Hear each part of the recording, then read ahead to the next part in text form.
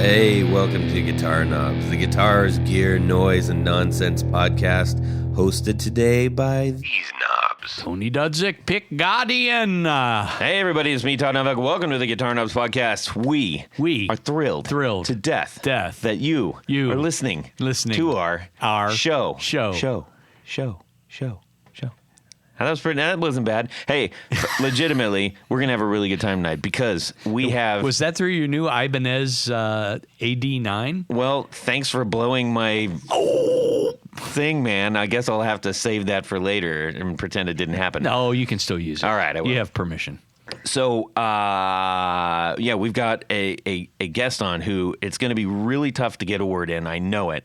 He's a very impulsive, energetic character. This is... Who are you, guest? Hey, guys. I'm Miguel from Stax Effects. Okay, calm down. All right. Too many words.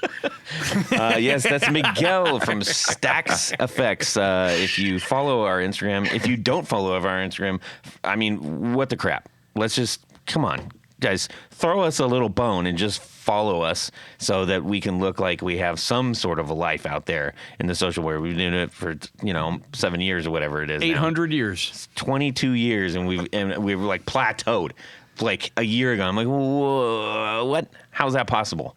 Because we still keep growing in numbers for the podcast. I don't get it. I think stupid algorithm. Maybe the same people are following us. No, they're just, I don't know, whatever. All I'm trying to say is... Could you just follow us? Yes. Could you just follow us? Just if everybody just does that. If everybody just sends us one penny. Yeah. No, I don't even want a penny. We just need a little click. But you will have seen the the package opening that I like to do I on did Instagram see that. of the Stax Effects pedal that is sitting right before us. It is absolutely gorgeous.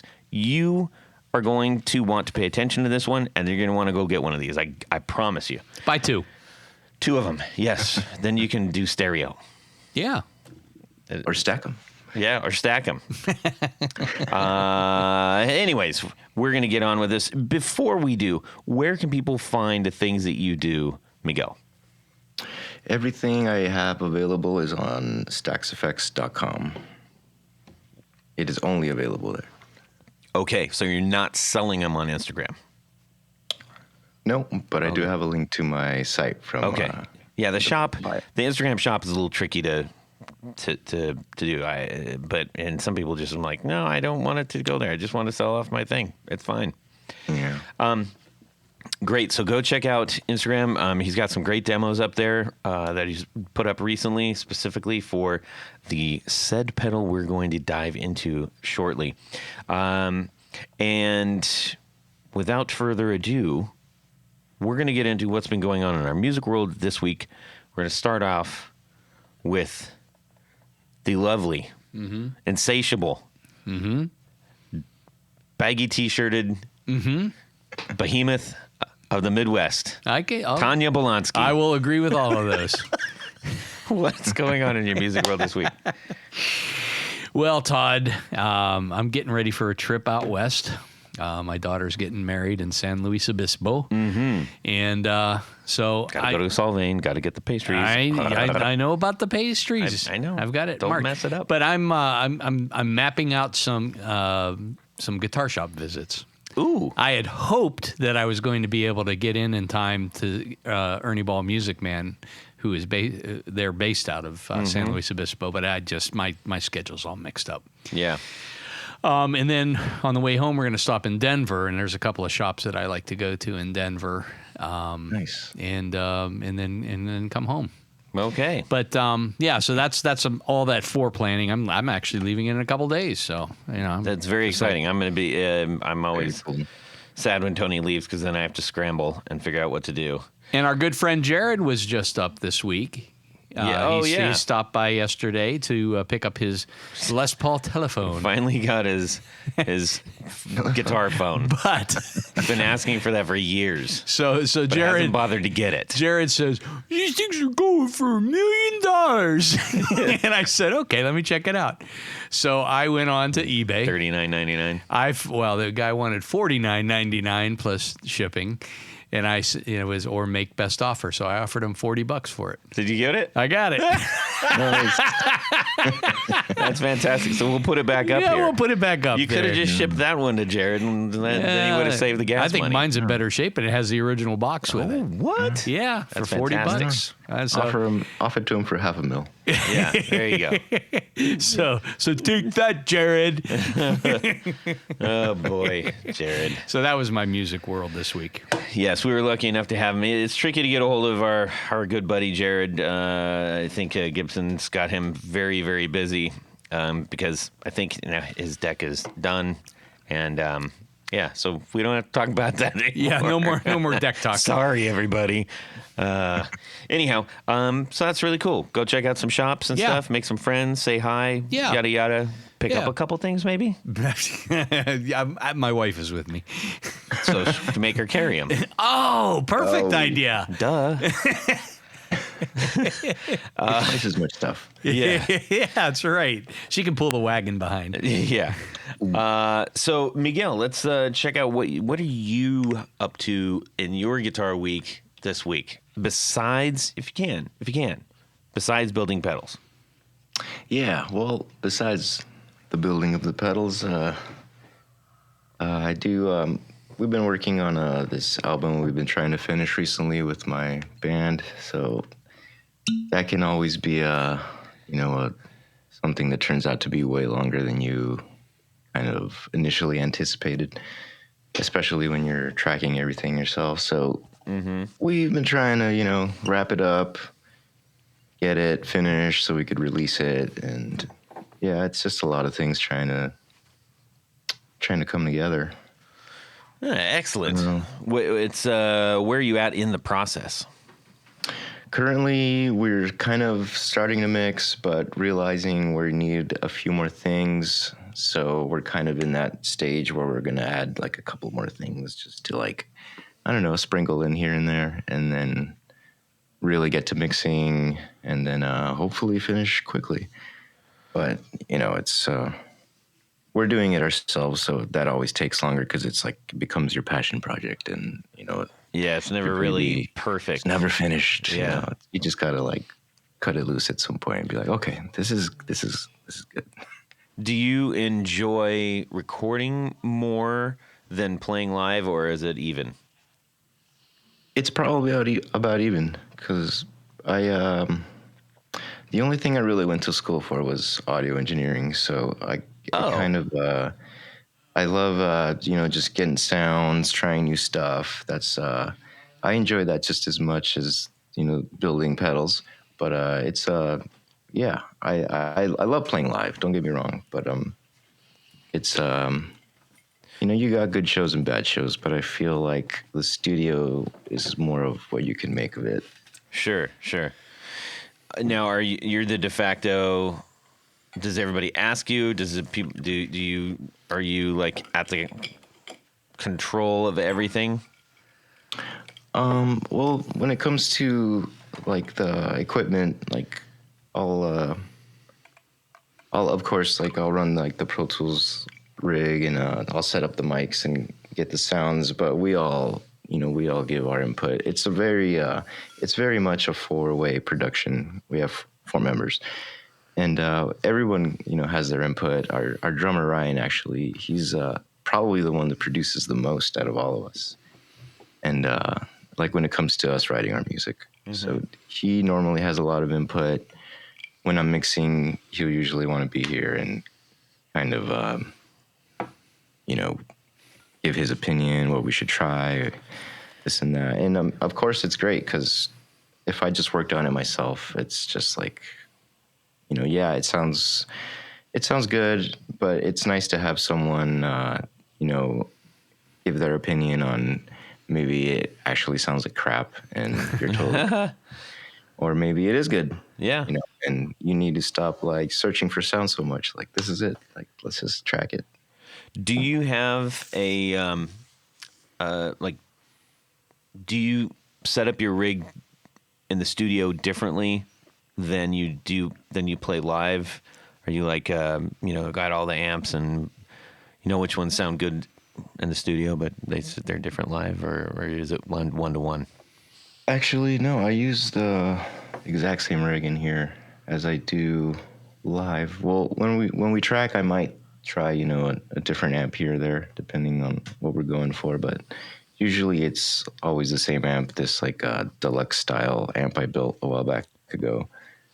And when you say deluxe style, you mean deluxe reverb style, or is like it's just a really cool thing that you made? It's deluxe. Yeah, it's a deluxe reverb style, but I made some changes, and I actually called it a Taco Deluxe. Man, yeah, honestly, that's like one of those names. If you put that out there, you would never stop. You'd never have to work another day in your life. Well, I mean, you would. You'd have to build them all. But what I mean is, everybody would buy it. Well, see, but if Taco Deluxe, are you kidding me? I'd buy that just to have an amp called the Taco Deluxe, man. But, if you called it the Taco Supreme, you could at least get a cease and desist from Taco Bell. That's true. Right. That's true. Those are fun to post on the wall. They are. Yeah. I'm hoping And to it go viral. Well, yeah. Is that something that people can buy from you? Well, yeah, actually. As of now? Well, now that you mention it. Yeah, I don't build them to sell them. It's more like a custom order thing. Oh, Like labor of love. Build to order. yeah, like if someone really wants an amp, they'll approach me, and usually I can tell if they're serious or not. And then we'll go into, well, what do you like? Like what are the sounds that you're imagining? Like, well, who are the players you like if they don't really know? You're like the anything Rick about, like, Rubin amp of models? pedal building and stuff. Well, I think the fact that I play all the stuff and use it live kind of helps me get a better perspective. And I mean, I've been playing music for so long and with so many people, like, and everyone is just so specific, or can be very specific when it comes to their sound or their gear, even if they don't know gear specifics. Like, they're very specific of their tone. Like, they like throw out names like, I want to sound like this person or this person. Right. And you can kind of get a good idea of just by what they tell you. Yeah, I can dig it. Are you sitting cross-legged? No, actually. I'm just checking. Just trying to get because it's impossible not to see, to have when you're talking about that, to not envision Rick Rubin. No. Anyways, Oh my God. yes. Okay. So that's cool. I love hearing studio stories and stuff like that. It's one of those things that if you are making music of any kind, if you're playing guitar and you're like, geez, I really want to go record this someday, it can be an incredibly daunting and exciting thing. But I think what I found is that it's one of those things where the more you do it, the more questions you ask. Right. As opposed to asking all the questions up front, because it's just sort of like, this is such a completely alien new thing, and I just better keep my mouth shut and play, Not everybody feels like that, of course, but I mean, I kind of did. But now I just ask too many questions, and John hates me. No, John doesn't hate me, but... Well, I'm someone that asks a lot of questions myself, so I understand where you're coming from. It's, as you do something more and more, you kind of see more you see more specifics and things, and that brings more questions. I'm going to touch on this really quick. That what I've found is, if I'm working with somebody on like asking for a pedal, or working on a pedal, or saying, trying to figure out how to do something that isn't particularly my thing, or I'm working with somebody who needs my services that isn't particularly their thing, I think you tend to get the most helpful questions out of that, because people in that position typically don't know how to solve it, which is usually when you are working with somebody who kind of knows what they're doing, they try to solve things and try to get to the same conclusion that you might be able to get to already, and it's really easy, and you're like, yeah, no, I already tried that. No, that's not going to work because blah, blah, blah, blah, blah. But when people ask questions in different ways, like, for instance, I don't understand I guess some of the more specifics about, as far as like, sound waves and what some of the mechanics, the audio mechanics go into it, right? Right. I can clearly talk about it really great, but I have ideas about stuff. So when we've been working on a couple things, me and my partner at Flint, and I say, okay, I have an idea and I want this to sound like, not tight distortion, like a comb, like a men's comb, but like a woman's shampoo comb. And he's like, oh my gosh, I know exactly what you're saying. Because I don't know. I'm just trying to say, like, I want the distortion like more spread out than tight and hairy, Right. And it might be because if I don't know how to solve it, I can ask questions in different ways, and I appreciate that when people are asking that of things that I know how to do in my daily professional life. I just think it's a curious thing. You don't have to know everything. You can still ask great questions, and in fact, your outcome might be even more fantastic than if you had a bunch of people just. Here's a good example. Can I throw another one? Will you indulge me, Miguel? Yeah, please. All right. I was just walking through a video that I worked on with my good friend Mark, who did the sound for it, and who I'll probably be mentioning here shortly. But Mark DiCenzo was the one who figured out our podcast rig before Rode came up with it, essentially, and he's a fantastic music engineer. He was working on this video for me for a client in California, and we were it was like a food video for a very famous pizza organization, and Delicious. we had all these pros. Like, the whole room was filled with like people who shoot film all day long, and I was trying to get this idea of like when you turn on the flame, I wanted to see like the blues and the greens and the reds and everything, and almost have it like crackle, just like some sort of cue of like, not only is the fire on, but imagination is on. And they all looked at me like, oh great, we got to work with this guy, right? I mean, because they're like, that's not going to happen. I'm like, what do you mean it's not going to happen? They're like, well, we're going to show you. Turn on the lights, do other things, shoot the stuff, see, you can't see it. I'm like, well, turn off the lights. But then we can't really see the thing. Well, then, like, put a little bit of light on it. Don't light the whole fire. Anyways, we went back and forth, and I wasn't giving up because this was a really key shot. And we finally got it to do the flame that I wanted, and I'm like, I need a little something. They're like, we can do that in post. I'm like, we're not going to do that in post. There's got to be a way to do that. There isn't a way. We're wasting time. We need to get moving. Producer comes over. He's like, dude, I know what you're trying to do, but like, these guys are like, we're burning hours. I'm like, we can do it. And I said, do you have any salt? And the chef over there was like, yeah, here's some salt. So I said, light the flame. So, I said, roll it. They hit the turn it on, and I sprinkled salt way above. And guess what? It all crackled and went, and I was like, that's imagination. Bang, shoot it, print, cut, all the things. Nice. But it's because I didn't know what I was doing. Like, I'm not the one who's operating all the equipment, and all of them said that was not doable. But enough about me. What do you think about me? Huh? No. I'm just trying to. I thought this was Miguel's podcast. I'm trying to relate. I'm not trying to. I hope that doesn't come out sound as narcissistic. That's not my point. I was just. I was agreeing with him about the point of.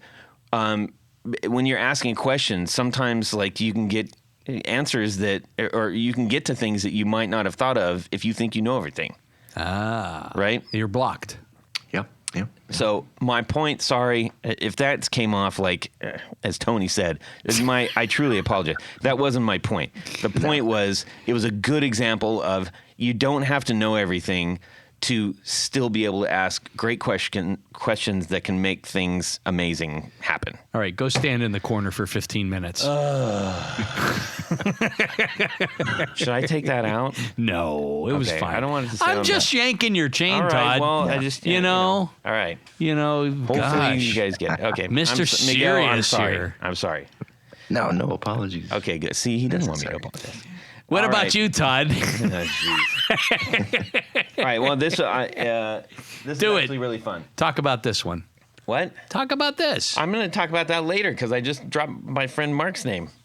'Cause Oh. of what I got. I went over and hung out with him the other night. We do that often, and he has got one of the hugest record collections I have ever seen. Vinyl? Yes. What kind of records do you think? Like Guinness Book of Records? There's Guinness Book. There's automotive records. I guess so, yes. He's got the criminal records. I mean, I'm not really sure. Yes, This is the longest rap sheet. Yes. This is it's a vinyl, and we were talking about stuff, and we like to do things for each other. And he said, so tell me, what are your top couple of records? And I said, well, actually, my daughter's just got me the release of the Stone Roses. Oh, the Stone Roses. I love the Stone Roses. I thought Clash would be at the top of I your love list. the Stone Roses. And I wanted to get the original, like, first pressing theme. This is like crazy money. It's kind of silly money. Yeah.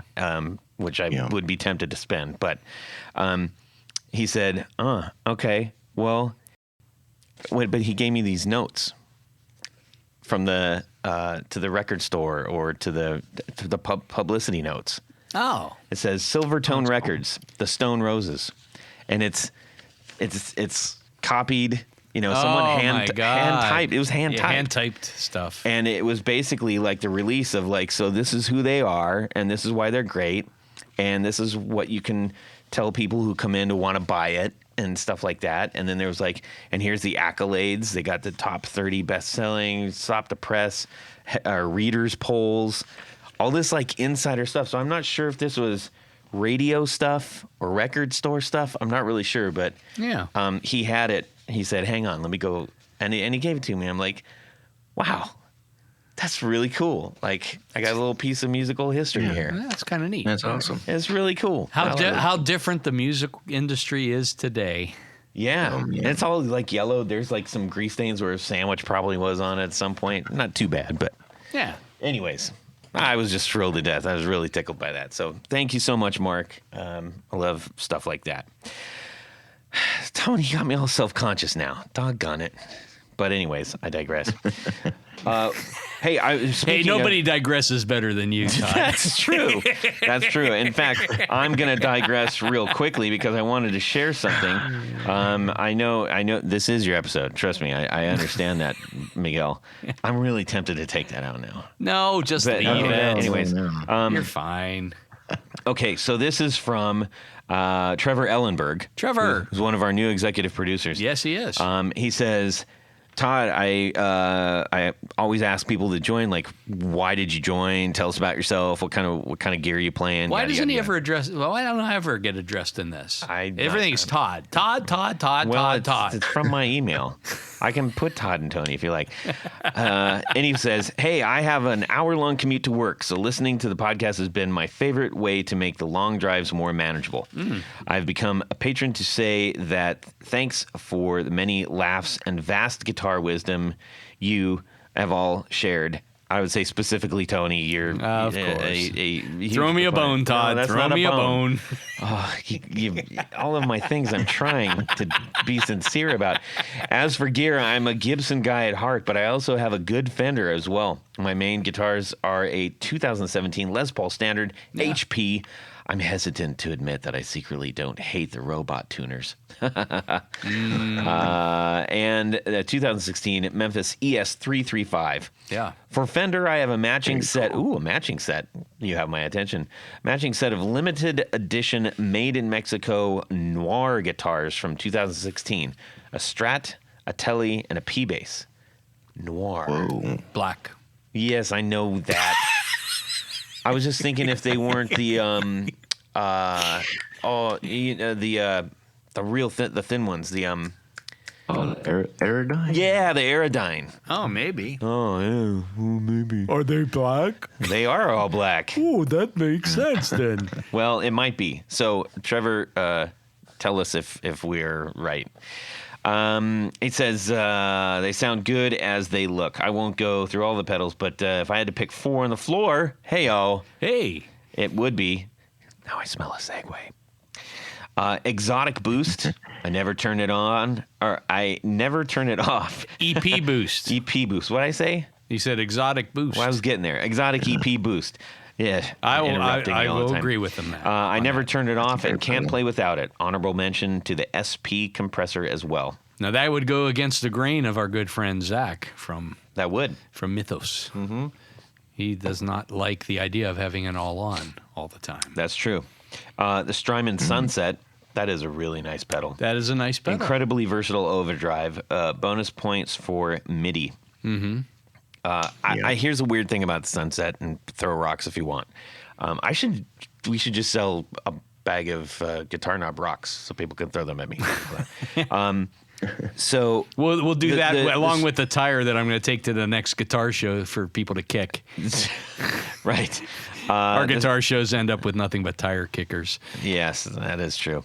The Strymon Sunset to me almost sounded like too smooth. You think? I did.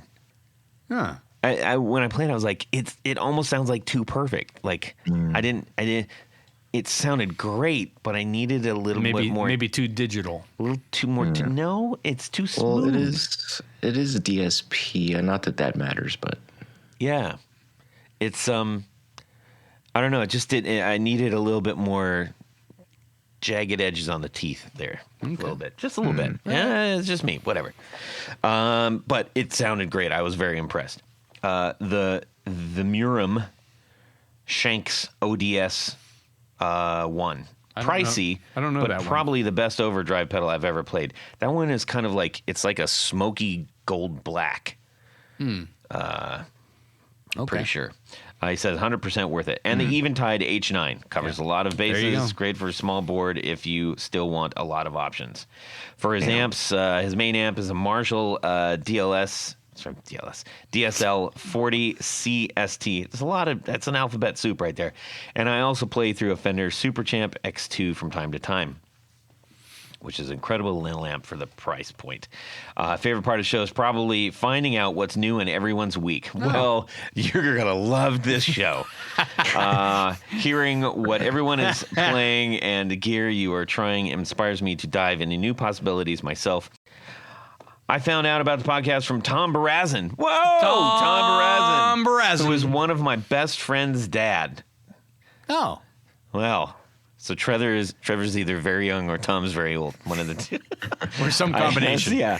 I don't have many people to nerd out with about guitar with, nerd with gear with. So it's always fun talking pedals with him, etc. And that's really cool that he knows Tom. Yeah. Anyways.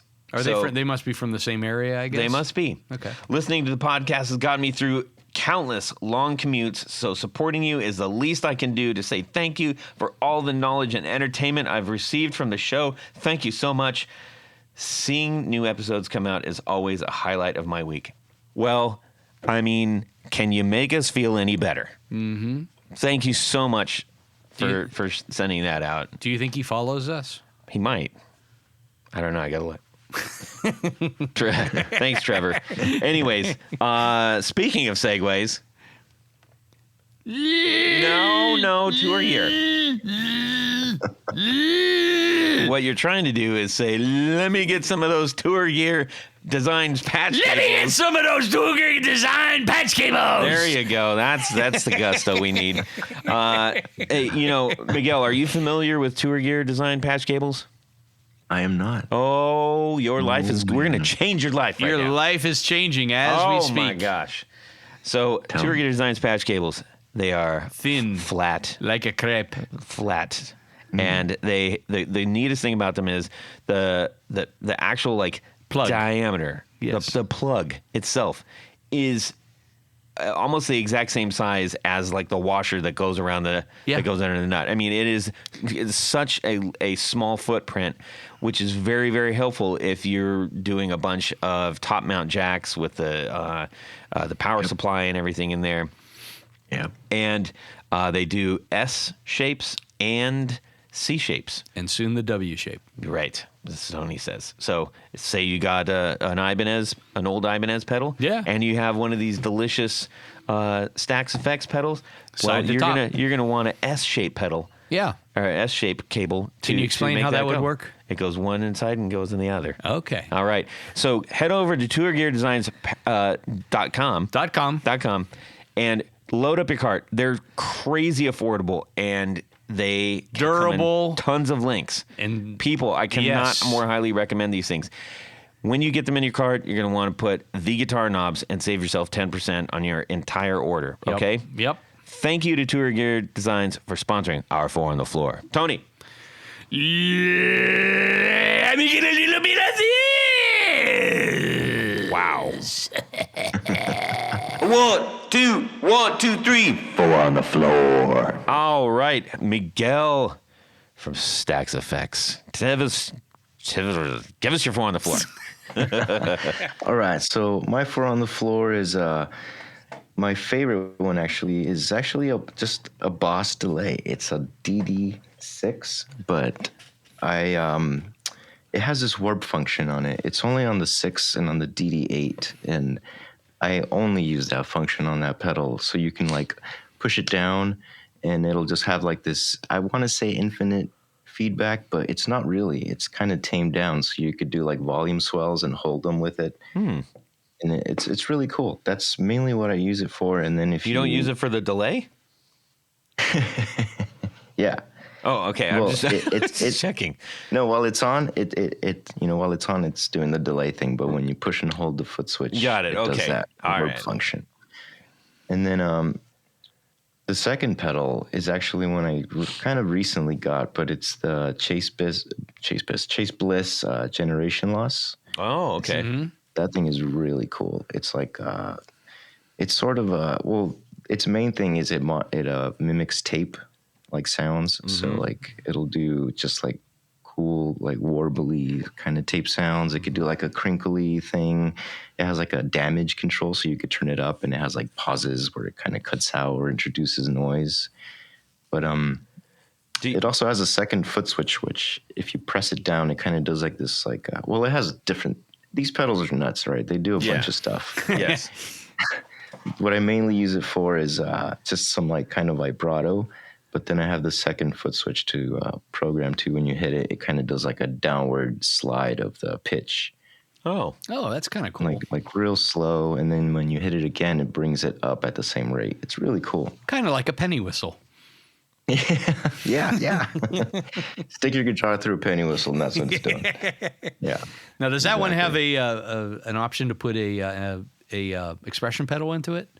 It does. It's like it's got an expression input, and then it has like these little toggles up at the top of the pedal where you could select what you want to use the expression with. So you can program the different parameters to the expression pedal. Don't forget the dip switches. Yeah, those dip switches, and then you can save it all as a preset. Now that's freaking pretty bananas. cool. Wow. And it pops popcorn. Yes, delicious popcorn. Man. It saves ice. What's number 3? Number 3 is pedaled by this company called Dirty Haggard Audio. Mm-hmm. I believe They've been he's on out the of show. Portland. Yeah, he's great, super nice guy. He has this pedal called the Arachnid. It's like his take on a Fender blender.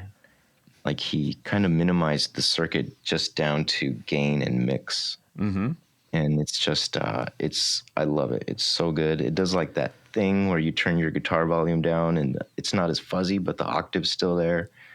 Like it's really cool. It's so good. I bought 2 of them just because I have 2 different settings for it on my board. And it's just a freaking great pedal. Yeah, it's a cool looking pedal too. I mean, like it's hard to do. It's in the world of skulls in rock and roll. It is difficult to make it look cool without it looking Fromage. Yeah. Yeah. Yes, that's German for cheese. Yeah, we had that pedal in here. We played around with it, and yeah, it's a fun one for sure. And he was a good dude. Good to have on the show. If you're interested in that, Tony's going to tell you in a second what episode that was, so you can go back and go directly and listen to it. Yeah, so that one's really awesome. Like I said, I have two. One's a little more gained up than the other, but they're both, awesome. And it replaced my Octafuzz, which was always cool, but this one just cut so much more. It was just a no-brainer. And then Todd. Hang on. That would wait. This just in. Beep beep beep beep beep beep beep beep beep beep beep beep beep beep. That would be episode number 170. Wow, that was a long time ago. That was that actually was math. it was What's the math? April 30th in 2020. That's when it was. How many? That's 150 ago. Close to that. 153. Over 150. Is it? Don't let me do your taxes. Oh, you'd be great in front of the IRS. I don't know. I failed algebra 3 times. It's You do the math. funny. That's true. Oh dear. Out of curiosity, are you friends with Dirty Haggard now, or yeah, I speak to him. On Instagram here and there. Cool. But yeah, his stuff's awesome. Definitely check it out. Yeah. Cool. All right. Onward and upward. Number 4. For number 4, the last one is it's actually the Super Fuzz that Low Sounds makes. Ah, yes. Brilliant. We pedal, got that pedal. Oh, I love that thing so much. That pedal is a big sounding pedal. Yes. Wow. But it's got like the clarity that the original didn't. It doesn't. It depends how you have it. Like, it's really cool. It does a lot. Well, as with most fuzzes and distortions and things, I mean, depending on where you have your guitar set, where you have your amp set, Right. I mean, it can sound completely different in every. Just mess around with the tone knob. Yeah. Especially with the fuzzes and octaves. Holy mackerel. You can Yep. really get some crazy stuff out of there. Nice. Yeah, that's definitely one of the biggest sounding fuzz pedals I have. Yeah. Great for bass, too. Oh, nice. I haven't even tried it on bass. I don't know. Yeah. But I'm thinking you're gonna have to do that. Yeah, that's one that we messed around with on bass. We were trying that one out, and we had, I think because of the second amp that we were using, it ended up almost a little too boomy. And we ended up using the Dr. No Colossus to try to get a little bit more almost like a squeal, because it's got a bit of an octave to it. So anyhow, well, thank you for sharing your 4 on the floor, and shout out to Aisha Lowe, making the good stuff out there, and a delightful human being. Yep. So let's get on with finding more out about Stax Effects. Ladies and gentlemen, we have a gorgeous pedal. I'm going to go on about this because it is truly handsome. This is one of those pedals where you go like, okay, I just want to play around. I just want to keep playing with this, playing it and playing with it, because you have created an overdrive pedal, and it's called a Zeñor. Yeah. Do you want to explain that real quick? Well, it's actually just something I used to call, still call my cat. I don't know why it started, where I got it from, and then a couple of guys at work, we just started calling that. We just started saying that to each other, like as like dude or whatever, like Zeñor, like I don't know. And then when I was trying to think of a name, it's like, well, that just seems very fitting for some reason. I like it. And there's no other pedals called the Zeñor, right? No, I actually look it up now because there was one time where I was about to release something and there was already something with that name, and I was like, oh, this is something I should check from now on. So I definitely do a deep, Google dive, make sure no one's made anything called that. So nothing named Zeñor, actually. So Perfect. I love it. Well, now there is, doggone it. Now, let's discuss the pedal real quick here, because this is somewhat the star of the show. Then we do want to find out a little bit about how this came about. So, what is the genesis of this pedal? Knowing ahead of time, for those that haven't seen it yet, this is a highly versatile overdrive. And that seems to be the keystone of like what this is about. Yep. Yeah, so it's I would maybe closely it has a couple things going on. There's it's got a clean, like a blend for your clean signal and the overdrive path. So the overdrive path, I would say, is probably closest to something like a Timmy, or, it's not very tube screamerish at all. Yeah, I'd I'd agree with that. I didn't catch any, tube screamer overtones. It was a little more woody and. Right. Well, you might easily jump to that, because there is one of the most prominent things on is you have a mid control. Mm-hmm. And it's not just more mid, less mid. You didn't treat you got your tone controls. Talk about those real quick. Let's do that. Yeah. So typically, when they're designing, when someone is designing an overdrive, they'll pick certain values and kind of commit to it, when they're voicing their pedal. Mm-hmm. So what I did is I used a wide range, gave kind of each stage a wide range of control, but allowed you to dial in between the extremes and how am I going to explain this? Like the way the bass control works. Uh-huh. It's actually controlling how much bass you're distorting, how much of the low frequencies you're allowing to be clipped into the by signal. the op amp. Yeah. Yeah. So typically how that's done is there's two caps going to either ground or reference voltage off of the feedback loop. So I just have two, instead of voicing it with a single cap and resistor network, however one would decide to do it, I used caps with two caps of a bigger value and a smaller value, and just put a resistor between them, so you could kind of decide how much of the bass you're going to be distorting or overdriving. Now, for those who may not be familiar with what a cap is, it's a capacitor. Okay. Yeah, and then and those who may not be familiar with what a resistor is. Yeah. Then I don't know. Then stay the hell out of the pedal. Yeah. Well, actually, let's just touch on that for a second, because I know we get new listeners all the time of varying degrees.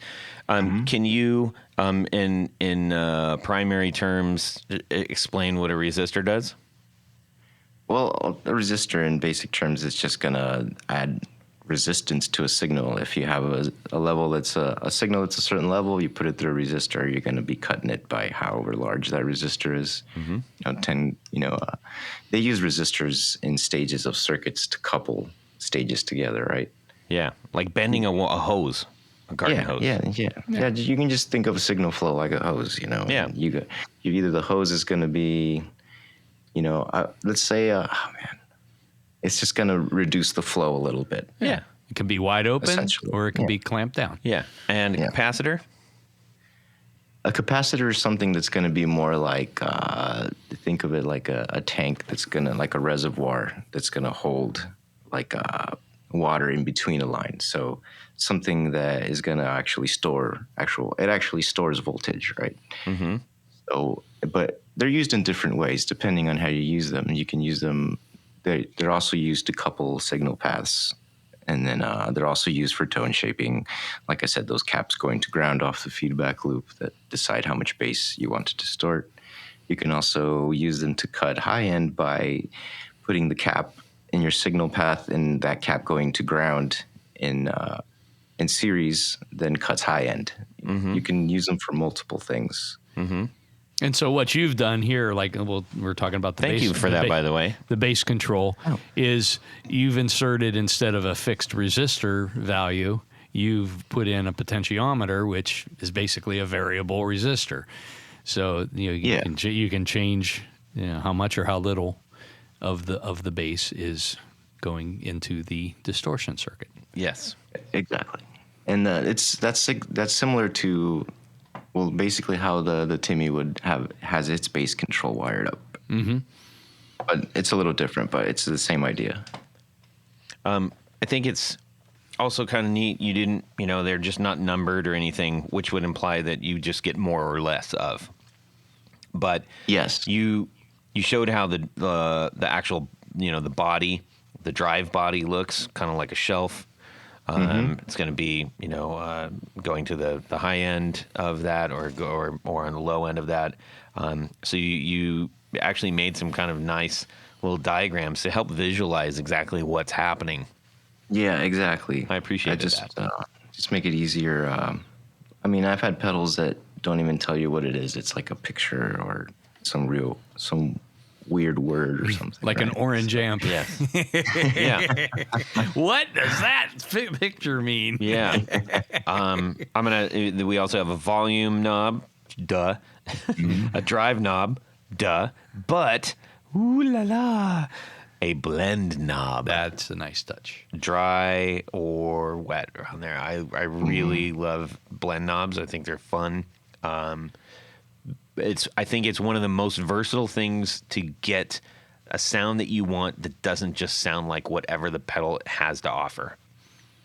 Exactly. Yeah. And in overdrive, I think it's a great way to get an overdriven sound, but still, if you kind of hold back on it makes your picking a lot more prominent.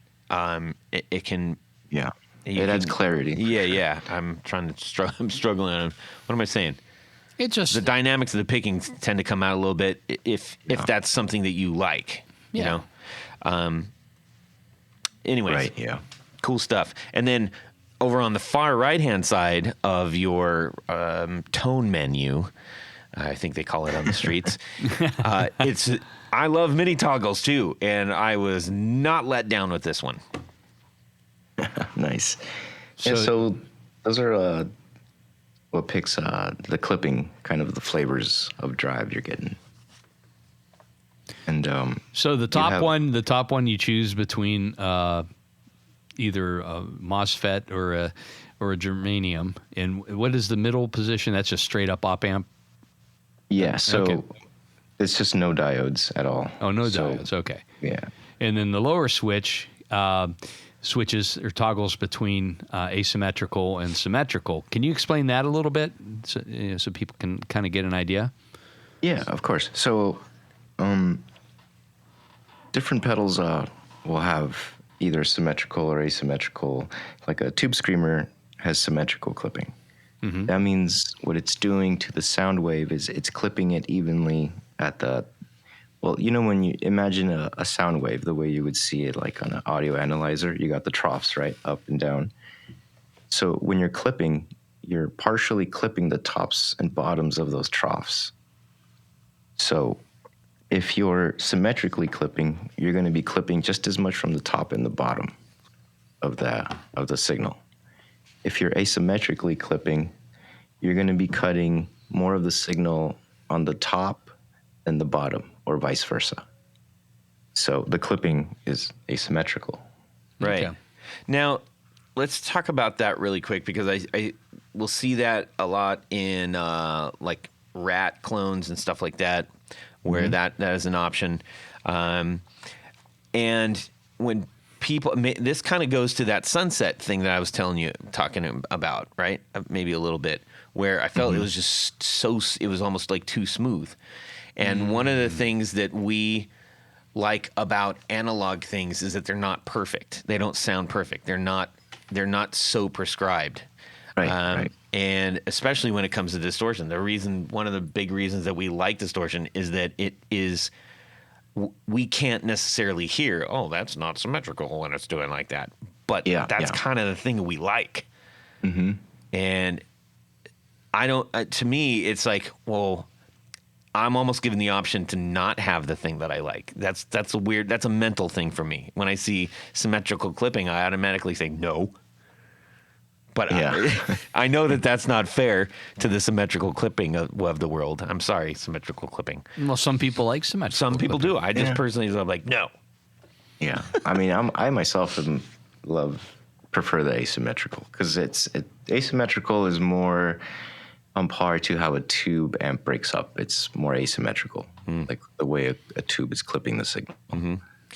So it sounds more amp-like. Most importantly is the combination by which you are configuring these things, because that's where you get so many different sounds out of this. So, you've got 6 different positions. I don't know. Do the math on that. What's the square root of that? There's 175 different tone options. Is there really? I don't know, man. It's got to be kind of a way bigger number than we might think, though. It would be just with is it 6 the factorial? 6 times 5 times 3 times what? 6 times 5 times 4 times 3 times 2 times 1. Isn't it a factorial? What did you just do? Is that math? Yeah, math is. It's called a factorial. Look it up. That's amazing. That sounds like math. Yeah, that's incredible. I love that. Whatever you just did.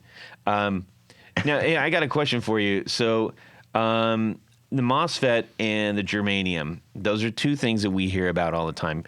Mm-hmm. Give us a little wine taster's note about what we might be expecting if you were to say MOSFET versus the germanium.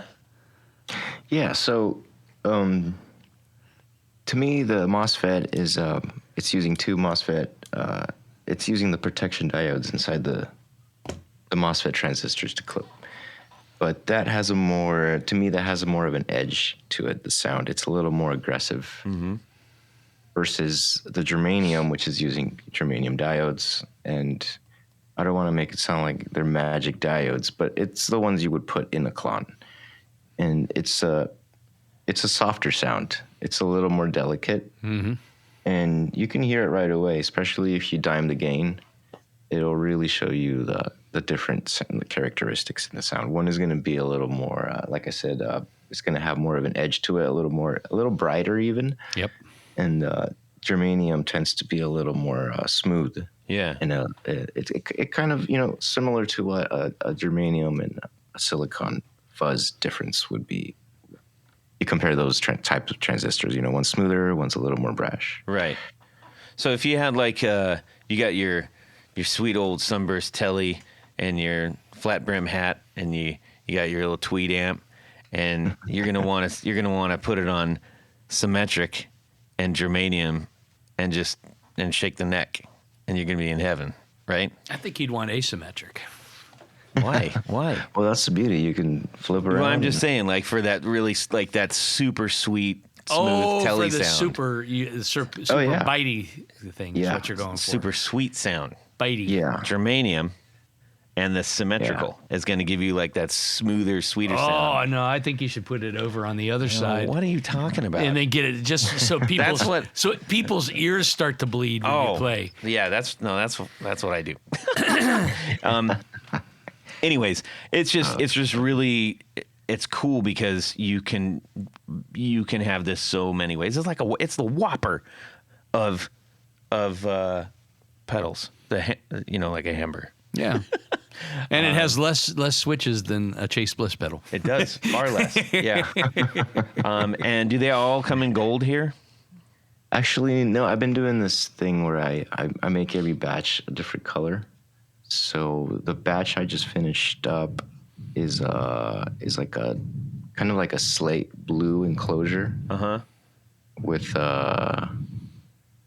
with the same black control plate on top. Right. It's well, this one is gold, and I absolutely love it. It's fantastic. Yeah, I love the gold. Now, I did want to know one thing, and maybe this is something that I personally just don't necessarily understand that there would be this much difference between MOSFET and a germanium, but the germanium was significantly lower in volume.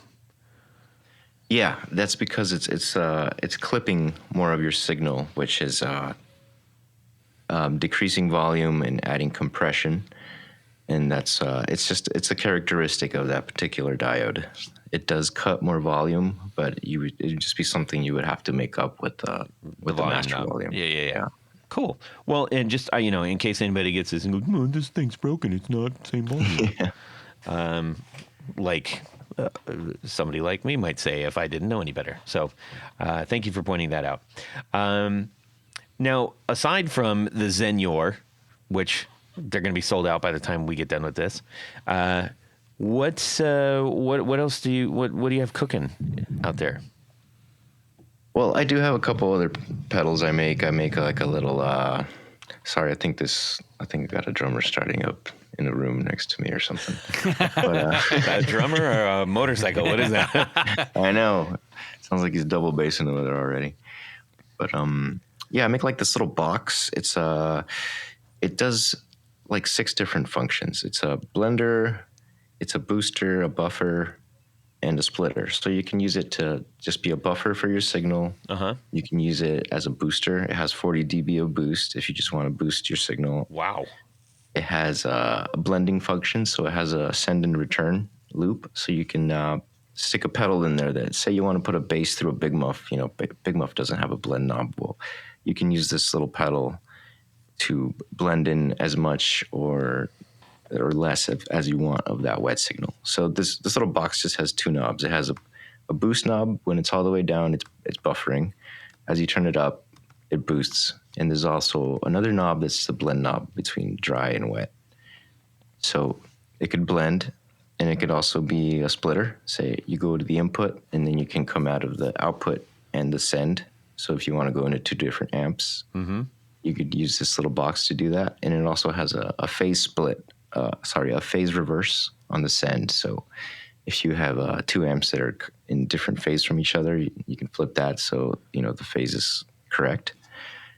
And also that could be, say, if you like to record 2 different amps at the same time in the same room, sometimes people do that, but they don't realize the amps are out of phase. So you could use this box to correct it in the room so you don't have issues later. And it's also, it could be used as a mixer. You can come into the input, bring another signal into the return, and use the wet dry blend as a balance between the input and the return. And then you can use the boost as your output volume. So it's a cool little box. Well, I think what's nice about it is, because I think we've talked many times on the show about a lot of guitar players like to use 2 different amps, and to be able to get the signal to go, to 2 different amps, you do need some sort of buffer amp or something like that, so that you're not really dragging on the signal. So that I think what you've done here is really cool, and it's called the worm, everybody. Yeah. The worm. I feel like it tends to confuse people because they're not sure what it is. But the answer is yes to that. What is it? Yes. Well, it says right there: blender, buffer, booster, splitter. Yeah, and it does it all. You also have, you got a bunch of other really great pedals, which I encourage everybody to get to the website and check these out. There's a dual boost called the little guy, the dual little guy, which is really very cool, and also an extremely handsome stolen horse distortion, which I'm very. I love the design of that pedal. That's a brutal one. That one. It is. Is it? Yeah. That's a question. Yeah. I was when I made that one, I was totally going for that kind of thrash sound that I remember from when I was younger. When I first started playing guitar, that's all I was listening to. So I kind of wanted to get that sound in a pedal. Right. And it took me a little while, but it's pretty cool. I love that thing. It's just, I mean, I don't use it in my band because it's not, it's too aggressive for what we play. But it's something I have on my board just because it's fun to play. Like, get those big, huge riffs and like big wall of sound kind of stuff.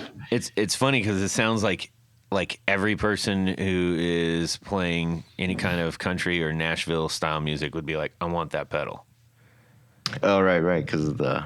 It just because it just looks like it's like I got an old painted horse on it, and it's cool looking. I dig it. And a horseshoe on the bottom. And well, no, that's not a horseshoe. Is that a horseshoe or is it an omega or an ohm? It's an omega. It's an ohm. Omega. That pedal is part of a different series I make called ohms pedals. Mm-hmm. Well, that by horseshoe I meant not horseshoe. The ohm symbol. Yes. The ohm symbol. Yeah. Thanks, Todd. Cool. Well, we need to know.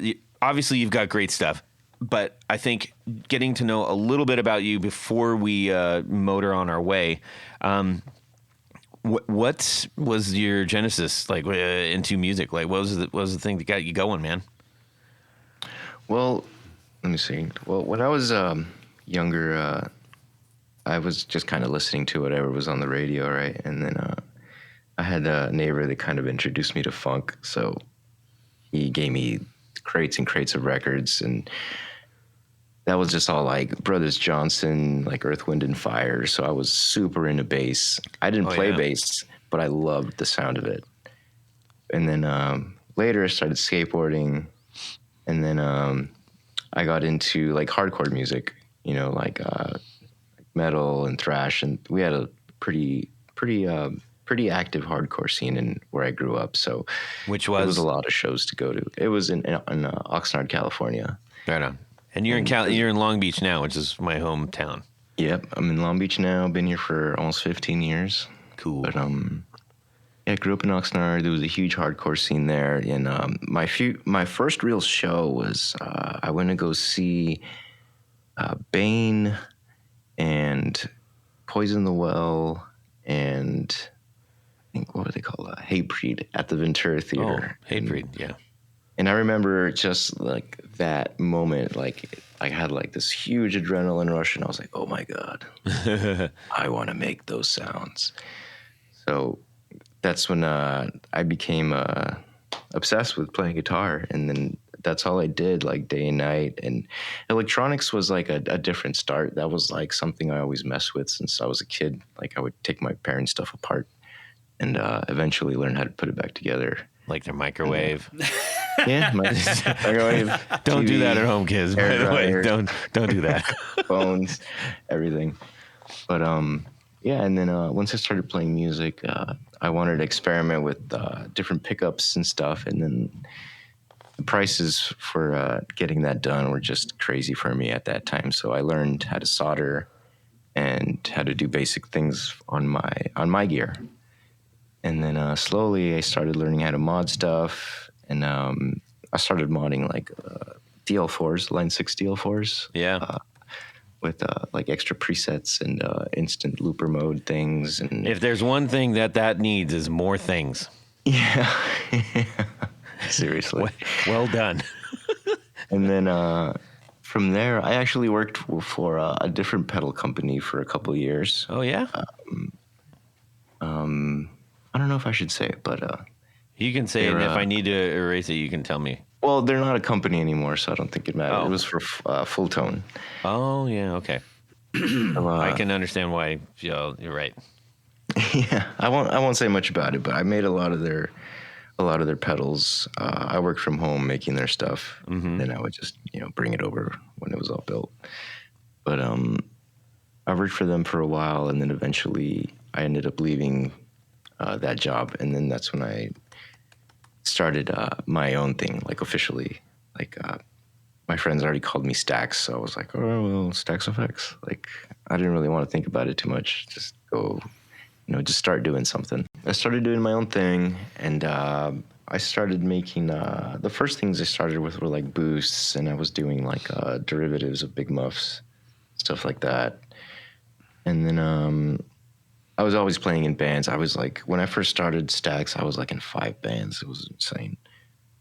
Yeah, I started slowly, little by little, making more of my own original things as I was learning the craft more and electronics more. Like, I always knew basic electronics, but kind of was getting more in depth with, with things I wanted to do. I didn't know how to do, so I just, did a ton of research. YouTube by this point was full of tutorials on everything. So I just, watched every video I could. I read every book I could. I made friends with techs, and, they gave me material to read. And little by little, I just was able to make, what I thought was cooler and cooler stuff. And then eventually started making amps once I started being afraid of working with high voltage. And so I've made a couple of amps at this point, maybe around 10 or 15. Not too many. That's more than a couple, man. Yeah, well, yeah, I'm not sure if you're familiar with math.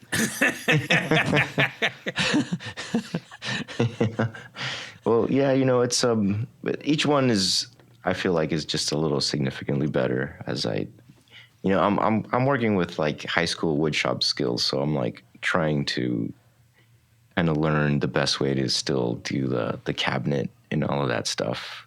But, right. But let's clarify. You are not doing high school electronic skills. This is a really, really great build, everybody.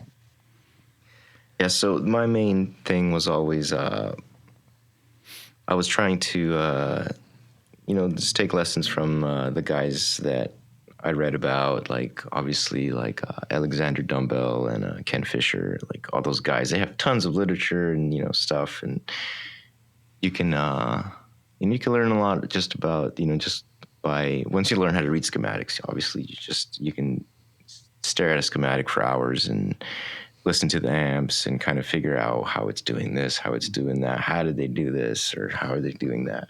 But it's all just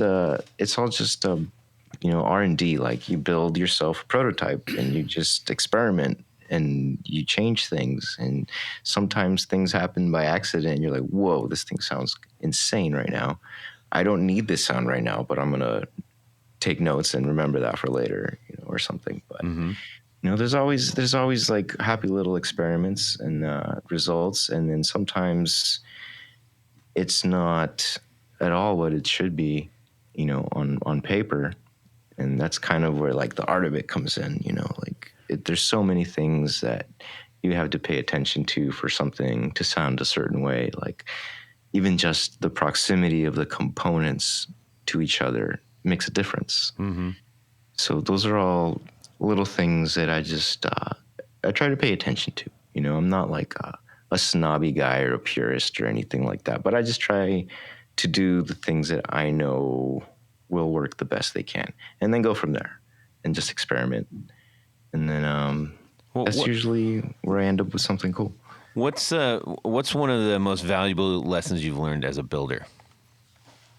Oh man, let me qualify that. It doesn't have to be a lesson on how to do something. It could just be like, what's something that made an impact. You're like, oof, this is important.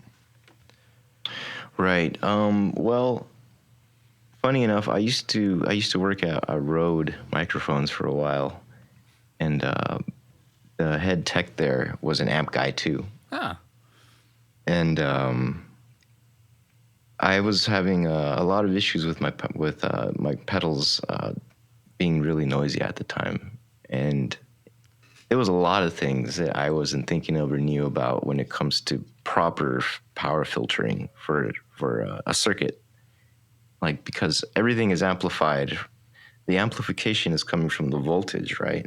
The voltage is converted into signal. But that voltage needs to be clean, because if that voltage that it's drawing from to create the amplification isn't good, you're just amplifying bad signal or, bad power. Mm-hmm. So I think that was the biggest thing for me, was learning how to properly filter and decouple power stages. that was like the biggest thing for me, because I always knew everything needs power. Oh, it just needs the power. Like, just give it power. But it's like you need to condition that power in order to make it as most, the best it could be for your, especially if you're doing audio circuits. Because any little noise can be introduced by not doing that correctly. And I always just wrote it off as like, whatever, it's a dirt pedal, it's noisy, like, it doesn't matter. But the little things you learn over time that just make a difference that, I don't know, that you don't really think about unless someone tells you. Yeah. Well, it is nice when you plug in a pedal that is a drive, and it doesn't just sound like, I'm on. Or sometimes when you go and, like, say you use a dirt pedal into a dirty amp, it introduces a ton of noise if the power's not done right. Yeah. And that's how I found out that I was having that issue. I was trying to go and driving into already dirty amps, but I was like, this doesn't sound right, Yeah. Thanks for sharing that. I think, we do have a lot of people who are building either professionally, semi-professionally, or just hobbyists. And I think it's always keen to share things, like what's the thing that you kind of learn that you apply on a daily basis with your passion or your craft. I think, I think a lot, I'm sort of a perfectionist when it comes to certain things. I try not to be. Like, I really try not to be. I feel like something, whenever I build something, I always try really hard to make it look good, even though it doesn't really matter. It does matter. Yeah, it's just like, I'm always like, some people might never open this thing, but if you do, like, it has to look good. Like, the same for the amps, right? They don't have, unless they're going to recap it 15, 20 years from now, there's no reason to open it. But unless you're me and you open it immediately. which I'm really glad you did, because I was like, oh, wow, that's so cool. Like, you actually looked at the guts. It's like looking at a car. It's like you got braided lines in there. You got all gold components. I'm like, heck yeah. Yeah. Yeah. And there's a lot of really, there's a lot of companies that are paying attention to that stuff, and it's really cool. Like, you guys know the R2R electronic Oh, guy. yeah. Yep. Like, He's been on a couple shows. Freaking unbelievable. Yeah. Like that guy, and then Bryce from Paperboy Pedals. That guy's work is phenomenal too. He does all point-to-point stuff. You should check him out. His name is Bryce Nickel. He runs Paperboy Pedals. I'll have to check that out. I'm not actually familiar with Paperboy. We in the land of point to point, so to speak, I guess, or the floating the floating guts. Yeah, as I try to explain it. I have a couple of his pedals, and they're all freaking awesome. Yeah, we've got Reeves Electro, who's been on in the past, and he's going to be on in a couple weeks. Very excited about that. Yeah. His stuff's very super cool. Nice guy too. Holy mackerel, he's great to talk to. It's like sculpture. It really is. It's beautiful. Yeah. He's his stuff is freaking phenomenal. It's very unique. I've never spoken to him or anything, but I've been following him for quite a while. He's a very approachable and really down to earth dude. So yeah. I gotta reach out to him. Hey, Reeves. Don't talk to me, Todd. He's great, and we're very excited because his the show that is going to be revealing something new coming out of his shop. So it's going to be super exciting. Oh, nice. Yeah. But I'm able to catch him every once in a while, and we have a little video chat, and it's great to see somebody that you share things that you whomever that might be. That you share a passion about things with and can get on really well. So we appreciate him and everybody else is doing the good stuff out there, including you, man. Thank you. We really appreciate that you've brought something new to the table that we can all enjoy. Oh, thank you. Again, thanks for having me. Yeah. Tony, we got one more thing for Mr. Miguel to deal with here. It's the very fabulous part of the show. Yes. Everyone's favorite part of the show, apparently, I'm told. Yeah. Yes. Especially Jared's. Where we hop in the El Camino. Oh, Yeah. We're hopping in right now. Yes. We're gonna jump in mine on 68. Ooh, very nice. No, With it's the not jump 68. seats in the 60 back. This is 66. So, yeah. So there's room Yeah. for you, Miguel. You can jump in the back. Perfect. I'm driving, though. And then we're going to drive down to Nashville and see our good friend Jared relaxing on his deck. Yes. Throw a beer at him. But anyhow, this part of the show is a little ditty we call a Would You Rather. That's the short Yeah. version. That is. Yeah. That was pretty tame. But that's. What do okay. We'll go. you want better? Yeah. Whatever. You want better. I don't think you can. What are you saying? I don't think you can do it better. You're saying I can't do better? I think he's about to. Would you rather?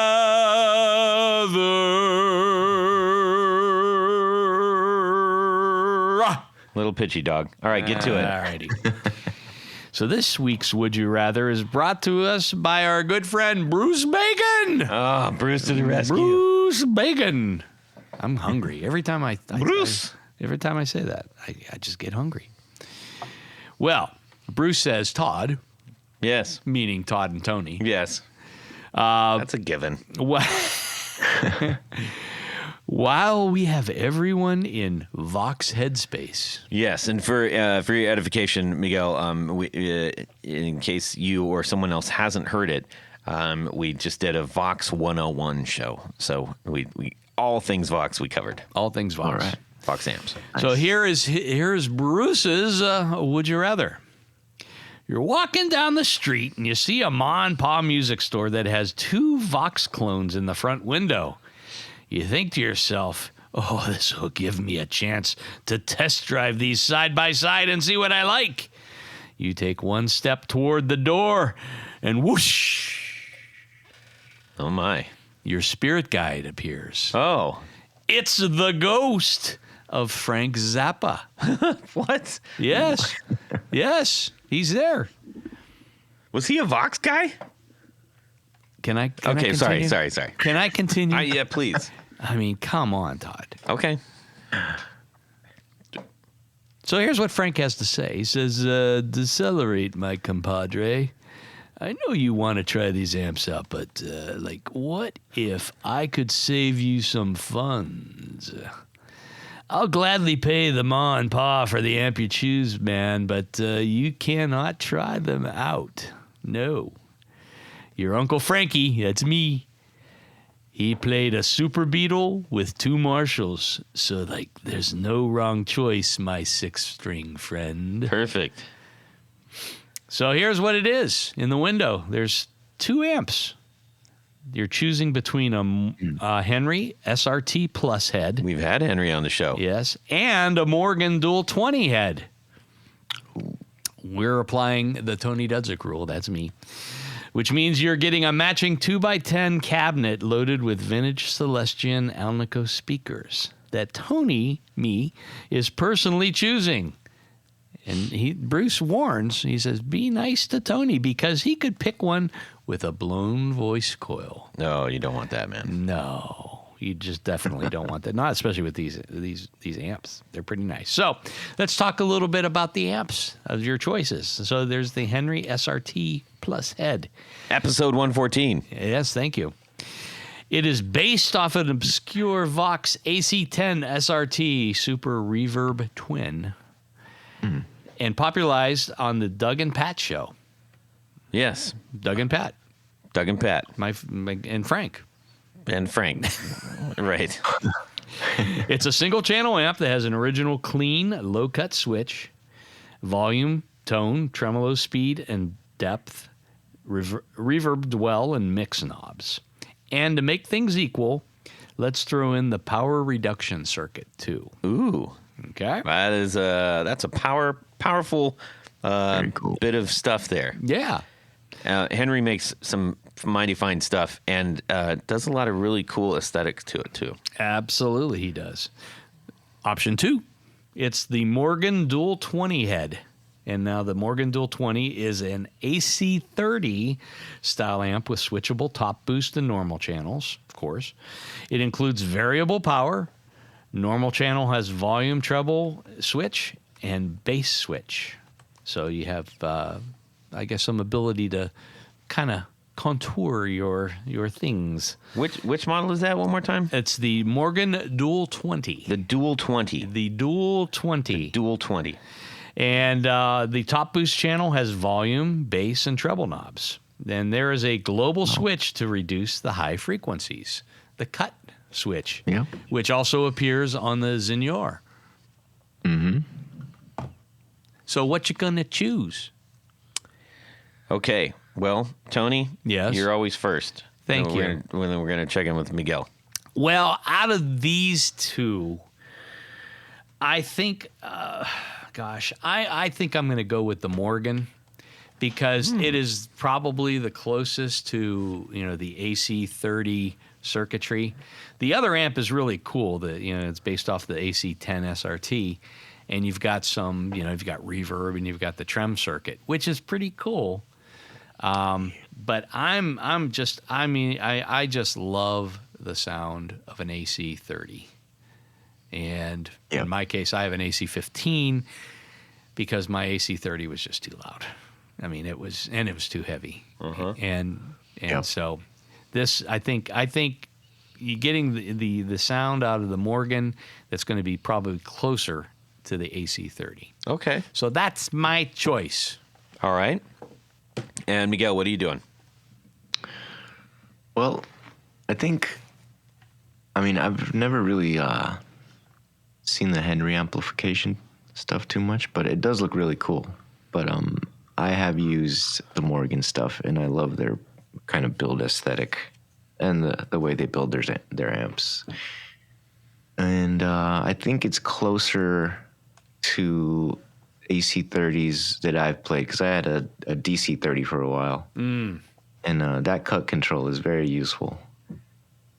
So yeah, especially when you're getting up into louder volumes. And you got like a Strat or a Tele plugged in. Like it's pretty essential to not get those highs that are taking your head off. Mm-hmm. But I think I'd have to go with the Morgan also. All right, I'm gonna go with the Henry. We've had him on the show, and I really appreciated how he talked about his builds. And not having played either of those two, I still haven't played a Henry yet. But I'm gonna go down that path. I think some of the things that you mentioned that are on the SRT sounded very intriguing to me. So I'm gonna go with that one. Okay, well then I'm going to pick out the blown speaker cabinet for you. Okay.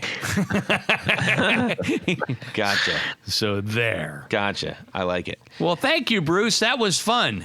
Because those are two great amps. Absolutely. There's no doubt about it. Actually very difficult to choose from. Yeah. I mean, it's like, it's 50%, 51% or 49%. You can go either way on that. Oh, yeah, without a doubt. Yeah. So, or just get both. Get both. Frank's foot in the bill. Yeah, exactly. So, Miguel, we need to say thanks to a few people, and then we're going to send you on your merry way to go make some music, okay? Sure.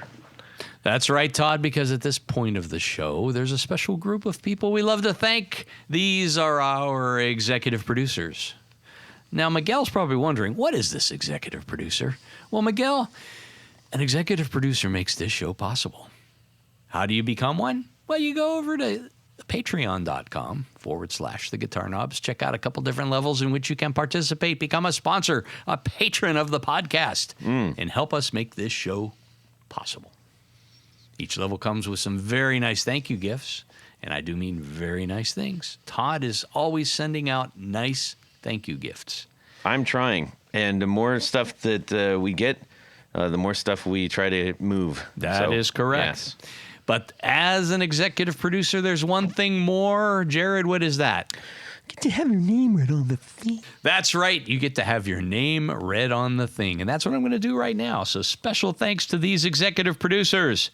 Moon Guitars, Vader Pedals, John Halverson, Rick Calhoun, Trevor Gunberg, Elad Mizrahi, Mike D, Richard Kendall, Mark Garton, James White, Justin Jones, Anthony Gemalero, Bill Gola Guitars, John Esterle, Anthony Lathrop, Stefan Lamb, Michael Senchuk, Ken Sayers, Doug Christ, Darren Gregory, Tom Brazen, Rusty Sneeden, Ralph Gottschalk, Don Kloss, Gregory Randall, Brett Hogarth, Eric Hemmer, Stuart George, Michael Furman, James Bell, James Romer, Cameron Pampas, David Tyndall, Trevor Ellenberg, and Christopher Logan. Thank you so much. Thank you. But wait, Todd, there's more. Because there's a special group of executive producers. We call them our Grand Poobahs. These fine people. I hear they're on tour for the summer. They're actually in a caravan of orange Winnebagos. Yes, they're doing that. And the band's name is called Winnie the Pooh. What? Bah. Winnie the Pooh Bah. Oh, that's pretty good. Okay, there you go. Because they're in that's Winnebagos. Really good. They're in Winnebagos. That's pretty fast, Tony. Well, you're not so fast usually. Well, sometimes those gears turn, and other times I just fall into it. That's fantastic. All right. So special thanks. So Winnie the Pooh's, oh boy. Winnie the Okay, Pooh go ahead. Bahs. Yes. So special thanks to these Grand Poobahs on tour now. Tommy Manasco, Ricardo Igareda, David Kaminga, Brandon Wound Pickups, Hex Matos, Michio Murakishi, Bob Crouch, Jack Cadian, Sam Jett, Tyler Rhines, LSJ Music Company, John Williams, James Pennington, Adam Johnson, Steve Keys, Cody Foster, Science of Sound, Brian Robison, Jonathan Jerusik, Corey Nigro, Michael Van Zant, Tim Nowak, Jonathan Daly, Martin Cliff, Sean S. David Poe, Billy Spitfire Unlimited, Congregation Gear Demos, Paul Van Eppinger, Scott Sullivan, Great Lakes Guitar Pickups, and Matt Hart. Yes. Thank you. Thank you all so very much. We truly appreciate you, and we could not do the show without your help. Absolutely. Mr. Miguel, where can people get a hold of you to get your awesome pedals? Yeah, you can go over to stackseffects.com. I have all my pedals that are in stock available there. Or you could also follow me on Instagram. I usually post pretty often of whatever I'm working on or any new stuff or what have you. But yeah, you can find me on those two things pretty easily. Great. And Tony? Head over to pickguardian.com. Check out some of the things that I do, things I have you can buy online, but mostly what I do is custom work. So shoot me an email. Let me know what you need, what you're trying to do, and I will take very good care of you. That is correct. You can shoot me an email, todd@theguitarknobs.com. You can also DM me on Instagram at guitarknobs. Love to hear your would you rathers. Also, please, if you have an HX Stomp or other similar kind of multi-effects unit, and you need to protect those knobs, and you need to go over to flinteffects.com and get a stomper. Okay, get that thing on your machine. Protect your knobs. Protect your knobs. Also, be on the lookout. Valentino's got new music out. Should be dropping from Spotify by the time this comes out. I'm crossing my fingers. But we're getting lots of radio play, and we're so grateful to the DJs at CD 92.9 here in Columbus. Hey, speaking of CD 92.9, you know what I heard on the way in today? What's that? The Buzzcocks, Ever Fallen in Love. Why is that? That's great. I know, it's a great song. It's a great song. But you never hear it. No. You never hear it. I am appreciative of that. So thanks, CD 92.9. Yeah. That might have actually been Tom, because he's on from 3 to 7 this week. I don't know. Yeah, talking to him on Thursday, so I'll point that out to him. Yes. Anyways, ladies and gentlemen, we need to give Mr. Stacks Effects, Miguel, a huge thank you for making great stuff, yes, and for being on the show, yes, and sharing your story with us. Thank you so much, Miguel. Hey, thank you guys. It's very nice to have me on. Ladies and gentlemen, we hope you have a fantastic guitar week. And subscribe! Yeah.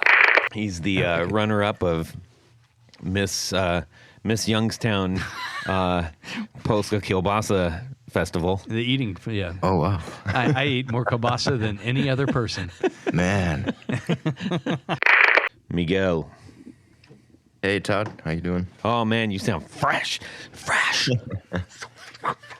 Let me know if my levels are Fresh. good. Lots of experience. Yes. Well, yeah, you train and you train, and And train Oh, some he's more. trained. gonna happen. He's trained. Amazing. That's really cool. That's really cool that you found that. Yeah. Oh man, what are you, a psychiatrist or something? What's with his voice? How does that make you feel? Tell me more about your childhood. Tell me. How do you Doff feel of the about hat to that? Thomas Dolby right there. Yes. Oh boy. It's me, Clem Fandango. Yeah. Did you ever watch Toast of London? Please say No, yes. I'm not familiar with it actually. Oh man, you like fun, right?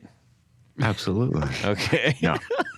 Where he said, "Yeah, I went from like 50 a week to 400 a month."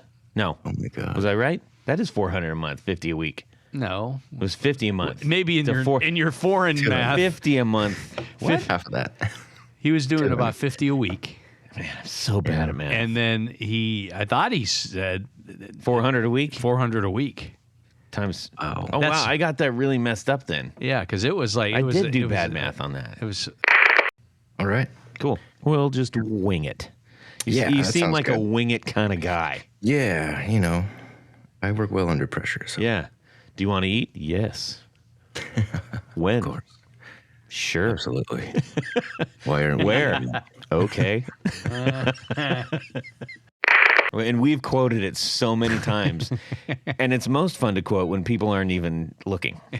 Yeah. It's great. Yes. Awesome. Nice. Yeah, that didn't rhyme at all. Go was back. winging it. Yeah, He was go winging back. it. Yeah. hey, I'm just winging it. Go back to yeah. It's cool when Miguel wings it. It's less cool when you wing it.